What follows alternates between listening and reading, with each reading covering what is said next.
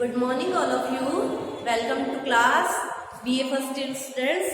देखिए, हम लोग द्वितीय विश्व युद्ध पढ़ रहे थे, तो हम लोगों ने द्वितीय विश्व युद्ध के कारणों को पढ़ा और आज की क्लास में हम द्वितीय विश्व युद्ध के क्या परिणाम निकले उन परिणामों पर चर्चा करेंगे।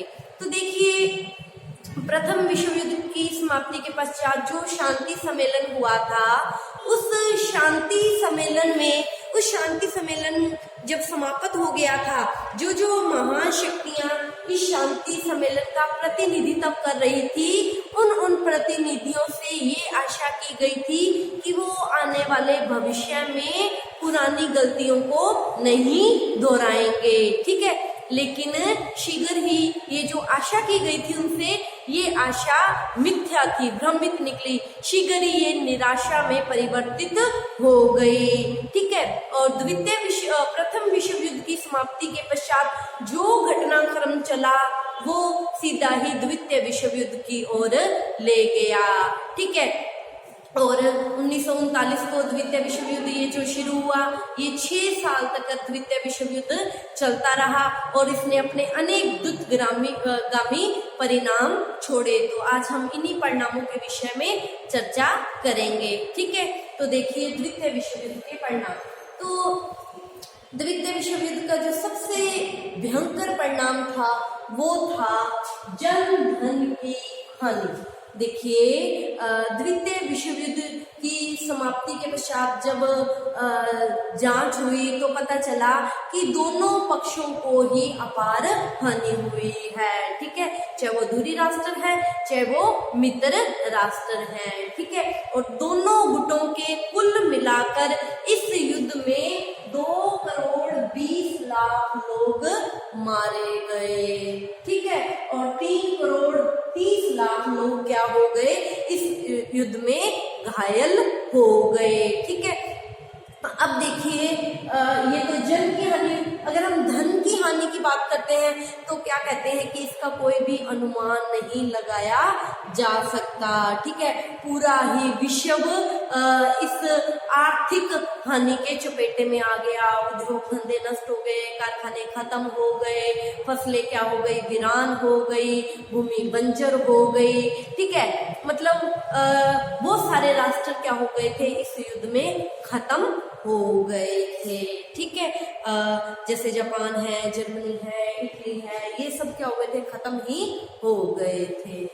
ठीक है, तो पहला परिणाम जन और धन की हानि। अब देखिए, द्वितीय विश्व युद्ध का जो एक और महत्वपूर्ण परिणाम निकला वो था यूरोपीय प्रभुत्व का अंत। देखिए, प्रथम विश्व युद्ध के बाद क्या हो गया था, पूरा जो विश्व था, अगर हम पूरे विश्व की बात करते हैं, उसका जो प्रभुत्व है, या हम कहें कि द्वितीय विश्व युद्ध के पश्चात द्वितीय विश्व युद्ध से पूर्व क्या था कि यूरोप ही पूरे विश्व इतिहास का निर्माता था। यूरोप ही पूरे विश्व का क्या था, हेड था। यूरोप ही पूरे विश्व इतिहास का निर्माता था।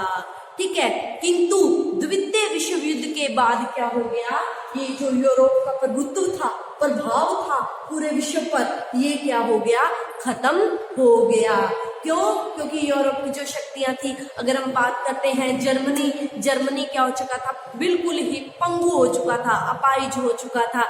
इटली क्या है, इटली पतन की कगार पर खड़ा था। कगार मतलब अंतिम लाइन पर, पतन की अंतिम लाइन पर खड़ा हुआ था। और ब्रिटेन और फ्रांस जो महान शक्तियों में जिनकी गिनती होती थी, अब इनकी गिनती द्वितीय राष्ट्रों में हो गई थी। ठीक है, अब यूरोप का प्रभुत्व क्या हो गया, खत्म हो गया। और द्वितीय विश्व युद्ध के पश्चात अब 2 महाशक्तियां उभर कर सामने आई, और ये 2 महाशक्तियां कौन कौन सी थी, सोवियत रूस और संयुक्त राज्य अमेरिका।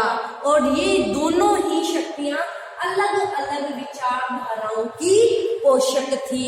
ठीक है, दोनों की विचारधारा क्या थी, अलग अलग थी, एक दूसरे की विरोधी विचारधारा के ये लोग थे। जैसे अगर हम सोवियत रूस की बात करते हैं तो सोवियत रूस साम्यवादी विचारधारा का पोषक था, पूंजीवाद का विरोधी। ठीक है। और जबकि संयुक्त राज्य अमेरिका पूंजीवाद का समर्थक था और साम्यवाद का क्या था, विरोधी था। ठीक है। अब जो शक्ति संतुलन है वो यूरोप के हाथों से निकलकर अब इन दो महाशक्तियों के हाथों में आ गया। ठीक है। इस तरह यूरोपीय शक्ति संतुलन का क्या हो गया, अंत हो गया। अब देखिए जो तीसरा परिणाम निकला वो था दो शक्तिशाली गुटों का उदय। अब देखिए द्वितीय विश्व युद्ध की समाप्ति के पश्चात अगर हम बात करते हैं तो देखिए जो पुराना शक्ति संतुलन था यूरोप वाला वो क्या हो चुका था, खत्म हो चुका था। ठीक है। जर्मनी और इटली दोनों ही खत्म हो गए थे। फ्रांस क्या था, बिल्कुल ही पतन की दहलीज पर खड़ा था। ब्रिटेन की भी स्थिति पहले जैसी नहीं रही थी। ब्रिटेन भी क्या हो गया था, बहुत ज्यादा कमजोर हो गया था। और युद्ध के बाद जो दो महान शक्तियां उभरकर सामने आई वो थी रूस, सोवियत रूस, और दूसरी संयुक्त राज्य अमेरिका। ठीक है।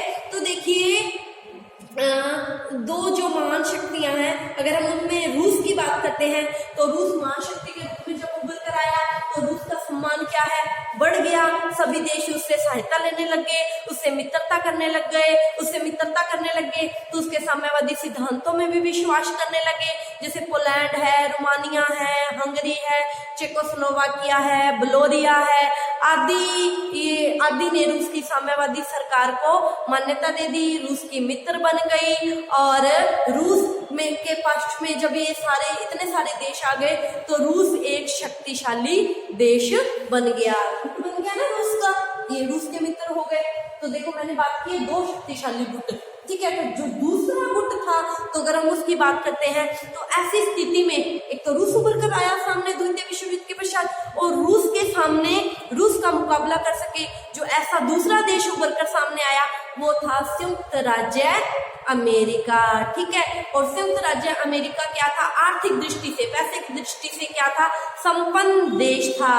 और वो यूरोप के सभी देशों की आर्थिक दृष्टि से सहायता करके अपनी भी अर्थव्यवस्था को वो क्या करना चाहता था, और ज्यादा मजबूत करना चाहता था, और यूरोप की भी अर्थव्यवस्था को वो सही करना चाहता था। ठीक है। तो अपनी अपनी अर्थव्यवस्था को सही करने के लिए यूरोप के बहुत सारे देशों ने क्या कर ली, संयुक्त राज्य अमेरिका से दोस्ती कर ली। ठीक है। तो दो गुट बन गए, एक संयुक्त राज्य अमेरिका और एक दूसरा सोवियत रूस।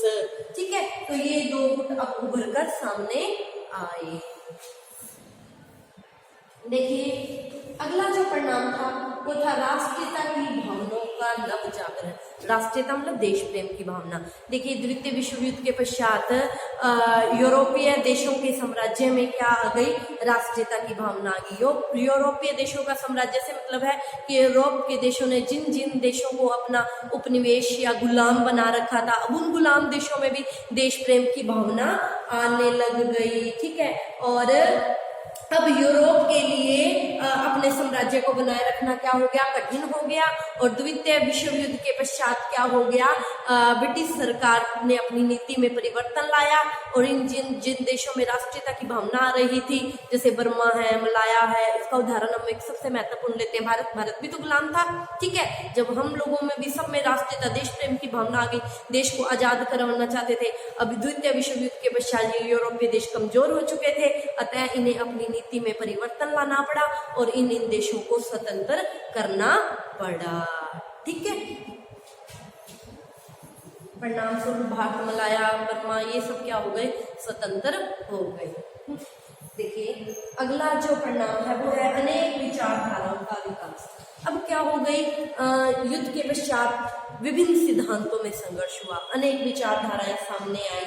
देखिए अगर हम द्वितीय विश्व युद्ध की बात करते हैं तो द्वितीय विश्व युद्ध के बाद अमेरिका ने उदारवादी नीति अपनाई। उदारवादी मतलब समस्त पराजित राष्ट्रों को आर्थिक सहायता देनी शुरू कर दी ताकि वो अपना पुनर्निर्माण कर सके। ठीक है। और एशिया के पिछड़े हुए देशों को भी अपनी सहायता देनी शुरू कर दी। ठीक है। तो इस विचारधारा से अमेरिका क्या बन गया, उदारवादी विचारधारा।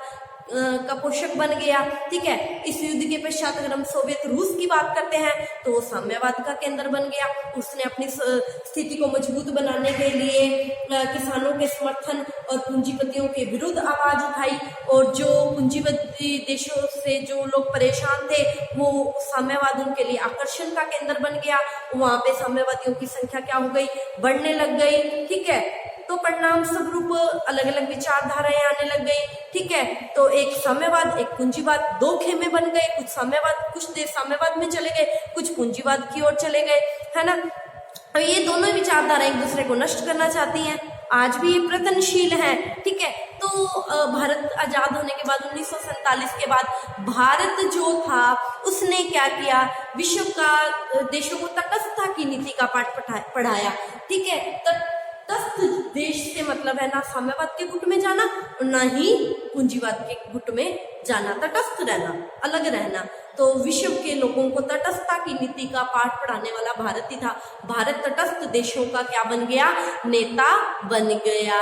ठीक है, जिसको हम कह सकते हैं गुट निरपेक्षवादी, बिना गुट निरपेक्षवादी किसी भी गुट में शामिल नहीं होना। एक साम्यवादी विचारधारा, एक पूंजीवादी विचारधारा और तीसरी गुट निरपेक्ष, भी किसी भी गुट में शामिल नहीं होना। अलग अलग विचारधाराओं का उदय हो गया।